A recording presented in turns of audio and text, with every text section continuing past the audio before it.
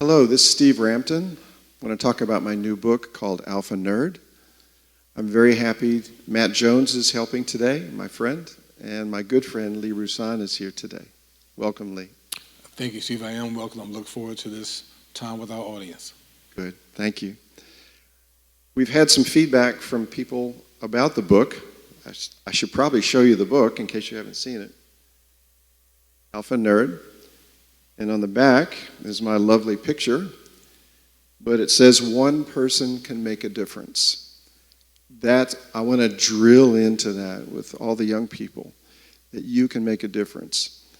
The two people that I met in my life that you'll probably recognize the names, other than Mr. Lee Rouson, is I talked to Steve Jobs on an airplane about the new Macintosh computer. That was about 1984, I think.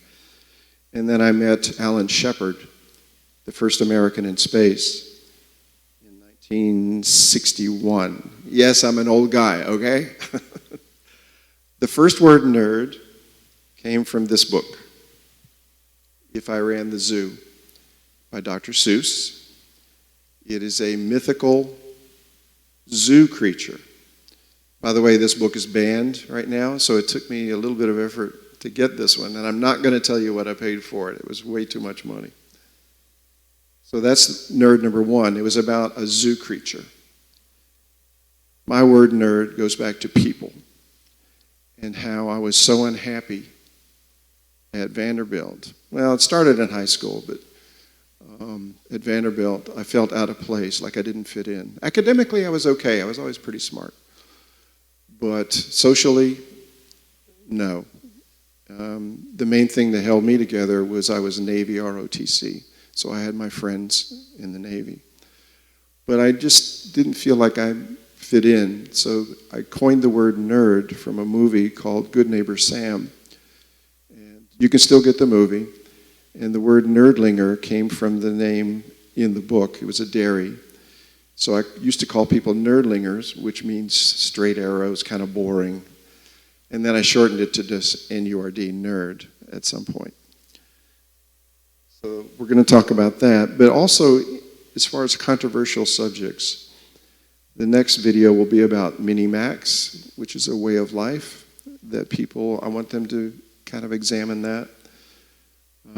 How I divide society into three groups: sheep, wolves, and nerds. I get a lot of smiles when I bring that up. And for the young people, putting legs to their dream. But I want to start about beginnings first.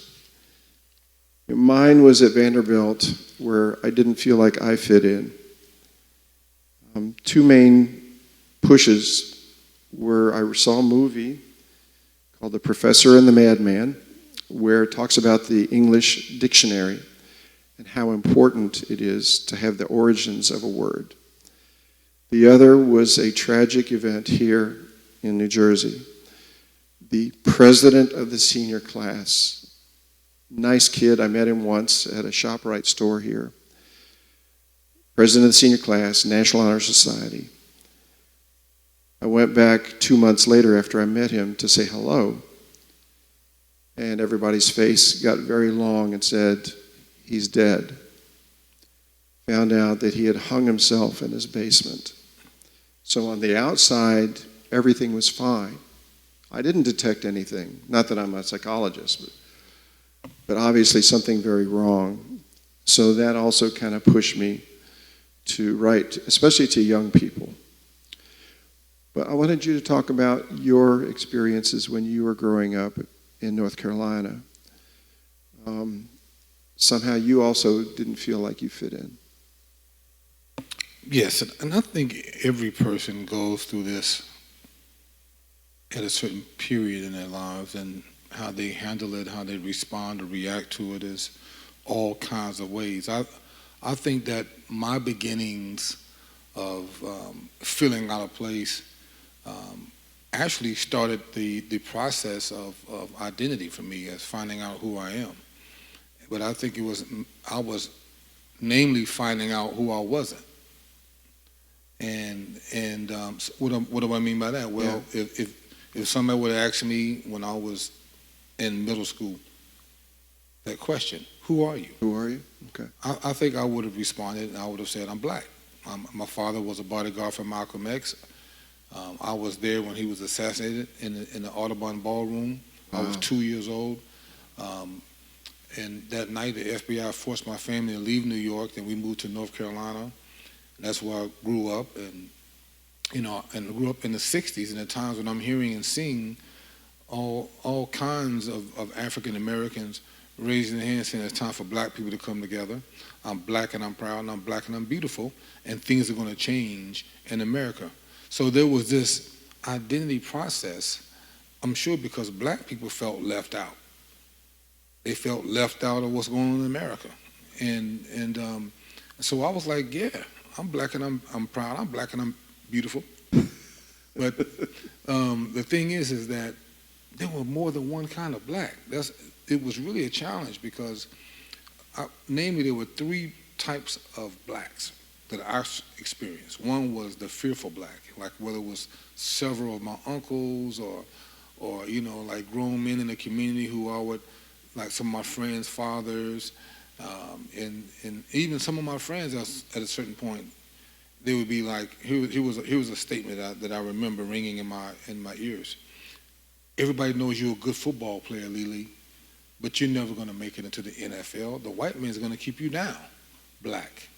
It was what I call a fearful black. Like if you don't want to try too hard, you don't want to like, never give up because the white man's going to keep you down. You don't want to get your hopes up too high just for them to be let down. So don't really try that hard, And I was like, I'm a football player.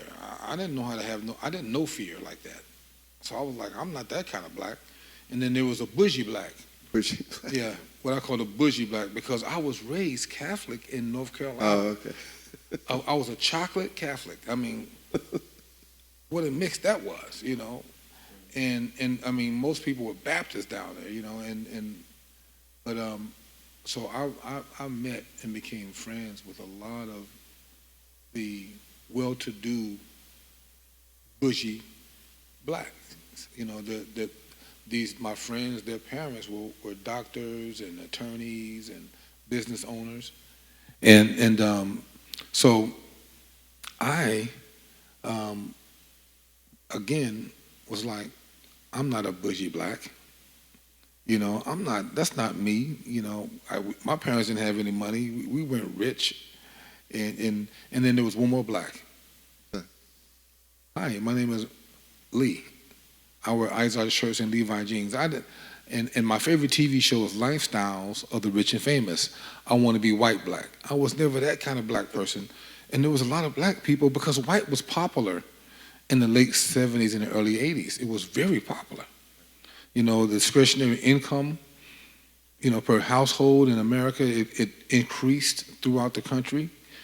And so white was popular. Just like black has become popular from the 90s and the 2000s, where all kind of white kids try to be ghetto, or they're trying to dress and sound black because it's popular. And I just never wanted to be what was popular. I've always had a sense inside of wanting just to be who I am. So my beginnings, I felt left out. I was class president, junior high school. I was in drama. I was a singer in plays. God Spell My Fair Lady. I was a runner every summer for the GGO golf tournament. I was a lifeguard, but all the things that I did, a lot of my friends, people who I was growing up around, they didn't do those things. So I didn't have real close relationships with my so-called childhood friends. And so I felt left out. Everybody kind of gave me homage because, I was this great athlete and by my junior year, somebody would say, who are you? I wouldn't have said I was black because at that point I wasn't black anymore. I would have said I'm Lee Rouson. See, I was flying on airplanes to L.A. Southern Cal would recruited me. Michigan State, Pitt, North Carolina, Alabama, everybody. And so I was famous as a junior in high school. I wasn't black anymore. Now I'm famous. And I'm going to be rich one day. So again, that was another part of my life that was lonely, because everybody started treating me like I was famous. So both of those identities, it wasn't who I am really. So I struggled in that lonely place for quite a while. That's interesting. You say even though you were famous, and a lot of people would call you their friend, but were they really your friend? No, because I didn't really know anything about them. They didn't invite me to their birthday parties. They didn't invite. I was never hanging around them when things were going on. When groups went to the movies, I was never included. Wow. I point out in the book that you need to be really careful who you call your friend. Remember the sheep and the wolves and the nerds? Your friend can be a wolf. Yes. It's all about me and what you can do for me. That's not a true friend. It's interesting you went through that. Mine was mainly isolation. I did my academics, and then I did the Navy stuff, and I was also captain of the varsity rifle team, so I did the rifle team stuff. But I basically felt alone. It sounds like there's some similarities there.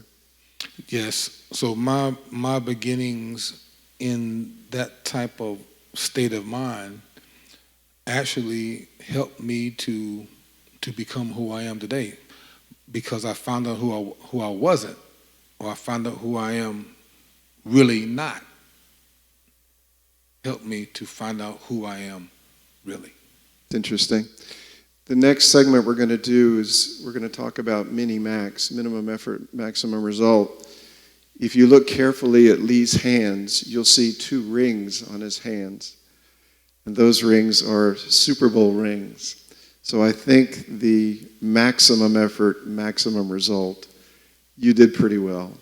Congratulations. Well, thank you, Steve. I appreciate that. And I got a lot more maximum effort to go on in my life as long as I'm living. Exactly. Thank you. You're welcome.